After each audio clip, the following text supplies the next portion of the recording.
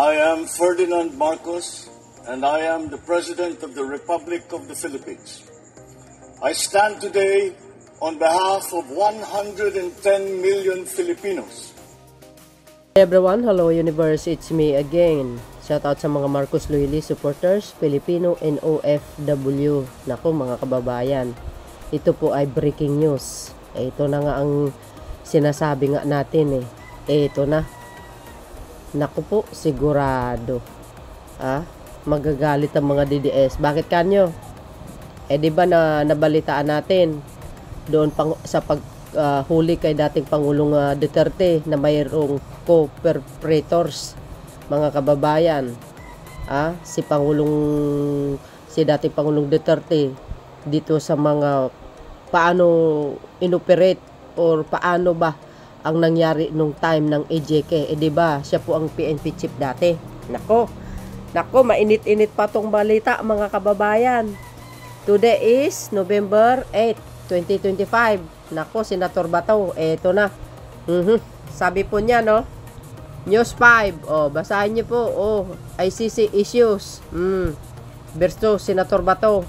Naglabas ng arrest warrant ang International Criminal Court, which is ang ICC, laban kay Senator Bato de la Rosa, ayon mismo kay Ombudsman Boyeng Remulla ngayong Sabado, November 8. Oh my goodness, guys!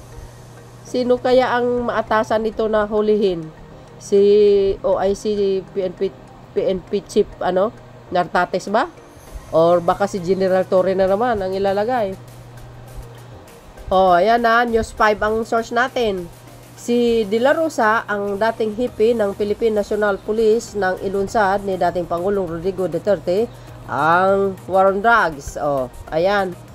Di ba sabi ni Bato, willing naman siya? Ito na. Wish granted, mga kababayan. Paano ngayon yan? Una-una nang nag-issue ng arrest warrant, nabubulol tuloy ako mga kababayan. Ang ICC laban kay Duterte nakakulong na sa ICC Detention Center sa The Hague, Netherlands para sa kasong crime against humanity. Nako po mga bes.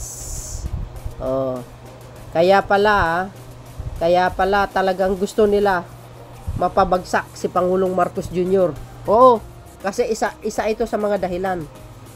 Totoo yun. Kaya nagmamadali sila Kung nakikita nyo ngayon sa social media, pati yung isang doktor na si Dr. Matador, at saka yung isang mga abogado, talagang sinisiraan si Pangulong Marcos Jr. Totoo yun. Yan po ang isa sa mga dahilan, sinasabi ko sa inyo Gusto nilang pabagsakin ng Pangulo. Dahil once na si Sara makaupo, was out lahat yan. Walang huli-huli. Ibablock nila itong balita na ito. Itong arrest kay Bato.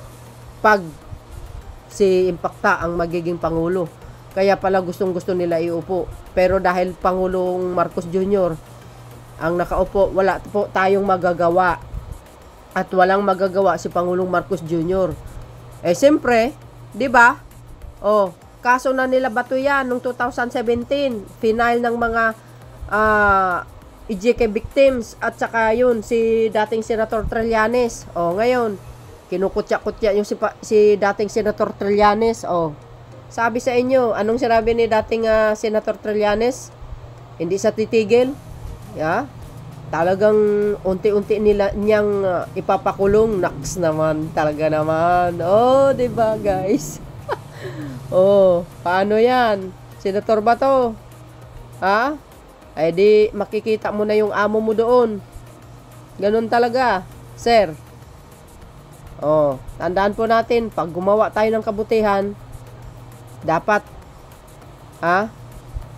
magiging maingat tayo sa mga kinikilos natin. Hindi porke nasa posisyon ka, abusuhin mo. Time will come.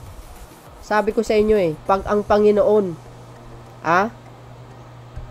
talaga namang, ay nako, wala po kayong magagawa pag ang Panginoon gumawa ng paraan at kumilos. Nako, para mabigyan ng hustisya yung mga nawala ng buhay nung panahon ni dating Pangulong Digong sa war on drugs niya. Sa mga EJK victims, nakaw, ayan o. Oh, ayan, versus Bato de la Rosa, inilabas ng ICC. Naku po. So, ibig sabihin, nakarating na ito sa palasyo. Kasi, si Ombudsman Remullana ang nagsabi, mga kababayan, alam na siguro ito ng Pangulo, Ito sa aking kaisipan lamang. Oh. 'Di ba? Baka alam na natong Pangulo. Pero hindi natin alam kung kailan. Anytime from now. Kasi ayan Oh. Naku mga bes. Ayan sabi naglabas ng arrest warrant ang International Criminal Court ICC laban kay Senator Bato de la Rosa ayon mismo kay Ombudsman Boyeng Remulla ngayong Sabado. Ngayon nga. 27 minutes Tingnan nyo. Oh my goodness. Nako, tingnan nyo mga nagko-comment, mga kababayan. Ang tanong, kaya ng bagong PNP chief ang nagawa ni General Torre? Bakit hindi? Warrant na galing sa ICC po yan. Through Interpol sa Pilipinas. Di ba? Kayang-kaya niya. Anong silbing pagka-PNP chief niya? Pag hindi niya gagawin yon, kaya-kaya yan. Either si General Torre ang ilalagay ang atasan, manghuli. Walang problema. Sabi ni isa, pero yung magnanakaw sa laban ng bayan, walang warrant. Wala yun. Kung ang tinutukoy mo, yung mga issue sa flood control ngayon, due process sila po yan. Nasa due process. Makukulong at makukulong sila. Dito naman sa Pilipinas, iba ang kaso ni Bato. Sa ICC naman yun. Make my day, Trillanes. Yes, sigurado. Tumawa yun. Bring it on. Make my day. Oh no. Noon na, hinahamon ni Duterte ang ICC. Bilib na bilib kayo ngayon. Sisihin nyo kay Bangag. Ha ha ha. Di ba? Di ba? Yan Sinasabi nyo yung Bangag, weak leader. Ngayon, ano ngayon? Sa sinasabi nyong Bangag, sino ang weak ngayon? Isang salita lang ng Pangulo yan. Sigurado, madala sa ICC na yan. Di ba? Kung naging mabait kayo sana sa Pangulong Marcos Jr., baka may chance pa kayo na iligtas. Why? Only the president. Di ba? Can stop. Ayun sa aking paningin lamang, sa aking kaisipan lamang, mga kababayan. Pero dahil sa ginawa nyo, araw-araw nyo ba naman siniraan, bastusin, alipastain, bintangin, pagbintangan, magnanakaw, si ganun, si Adex, lahat ng paninira, binunton nyo sa kanya, binigay nyo sa kanya. Tapos ngayon, hihingi kayo ng saklolo, takawan. Hindi na, kahit ako sigurong Pangulo, tapon ko kayo talaga doon sa kulungan, sa totoo lang. Oo, totoo yun. Pero ang Pangulong Marcos Jr., sinusunod niya kung anong batas. Batas po ang sinusunod dito. Hindi yung kung ano-ano pang mga kuda-kuda yung pinagsasabi nyo. Yan.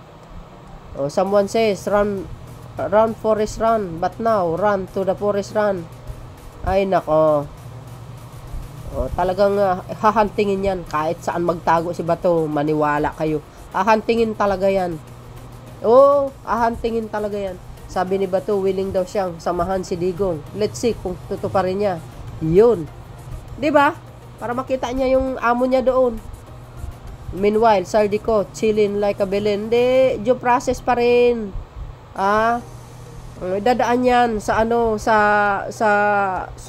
sa investigasyon.